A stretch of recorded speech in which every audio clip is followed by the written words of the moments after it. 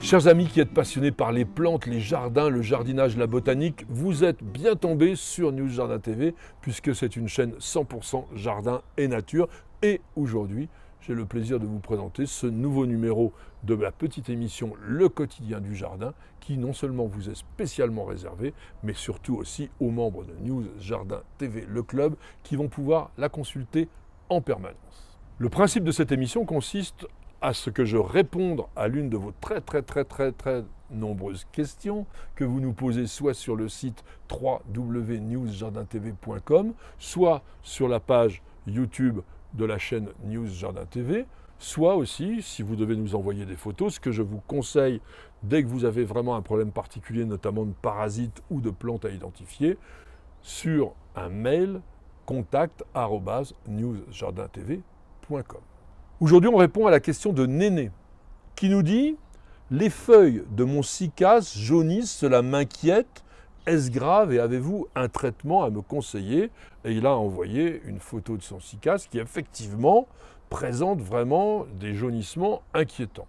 En revanche, on ne voit pas si la plante est cultivée en pleine terre ou en pot. Si elle est en pot, il peut s'agir tout simplement de la nécessité de la rempoter assez rapidement, tout simplement parce que après plusieurs années, 3-4 ans, eh bien, l'ensemble des éléments nutritifs qui se trouvaient à l'intérieur du pot ont été consommés par la plante, et puis aussi, le substrat se tasse naturellement au fur et à mesure des arrosages et peut devenir un peu étouffant pour une plante comme le cycas qui aime bien quand même les sols drainants.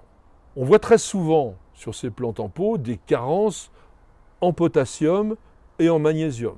Et si le changement de couleur se manifeste par des stries ou des taches, c'est pratiquement à coup sûr une carence en manganèse. Donc l'important, c'est d'utiliser un engrais, même si la plante n'est pas très gourmande, le cycas, qui contient des oligo-éléments. Il faut avoir vraiment un produit très équilibré.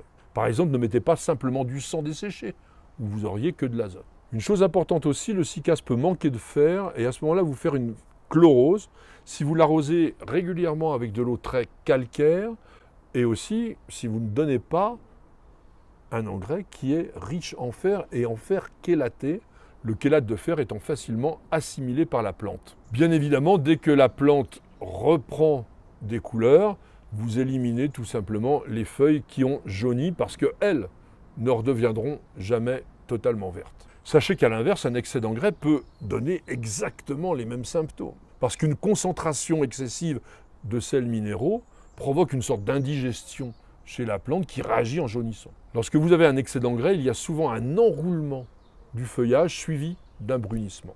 Sachez aussi que le jaunissement du feuillage chez le cycas peut indiquer la présence de cochenilles. C'est assez facile à voir puisque ce sont des insectes de couleur blanche et d'aspect un peu farineux qui se posent généralement sous les feuilles ou au cœur de la plante. Et en pompant la sève, eh bien, ils provoquent des réactions de la plante et surtout aussi ralentissent considérablement leur croissance. Il y a plusieurs vidéos contre les cochenilles sur News Jardin TV, n'hésitez surtout pas à les consulter. Bien que le cycas soit considéré comme une plante de plein soleil, l'expérience montre qu'il se plaît beaucoup mieux lorsqu'il a une lumière tamisée. Il faut lui éviter les très fortes insolations lorsqu'il y a canicule. Cela provoque non seulement le jaunissement, mais aussi le blanchiment de son feuillage. Le cycas est aussi réputé comme étant une plante gélive, et s'il subit les assauts du gel, il ne peut pas absorber les nutriments qu'il y a dans le sol, et à ce moment-là, il se met aussi à jaunir. Une chose à faire lorsque vous constatez un jaunissement généralisé, c'est de tailler entièrement la couronne de feuilles du cycas, de le remettre en végétation en l'arrosant régulièrement et en le fertilisant environ une fois par semaine, et généralement, il nous refait un beau panache de feuilles. Enfin, sachez que le cycas est une plante casanière.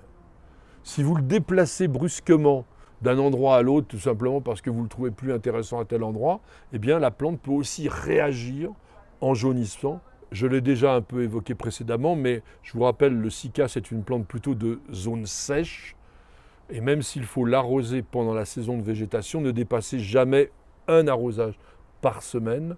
Et sachez aussi qu'il ne supporte pas d'avoir la coupelle remplie d'eau au niveau du pied. Ça le fait mourir à tous les coups. Merci à tous et à chacun de nous avoir suivis dans cette émission journalière. J'espère qu'elle vous aura intéressé, fait passer un bon moment et peut-être aussi vous avoir appris quelques petites choses qui vous seront utiles. De jour en jour, nous constituons ensemble cette petite encyclopédie en vidéo qui s'étoffe et qui devient, je crois, très intéressante, mais que seuls les membres de News Jardin TV, le club, peuvent consulter en permanence. Je vous souhaite à tous et à chacun de passer une excellente soirée et je vous donne rendez-vous dès demain à partir de 19h pour un nouveau numéro de notre émission Le Quotidien du Jardin. C'est sur News Jardin TV et nulle part ailleurs.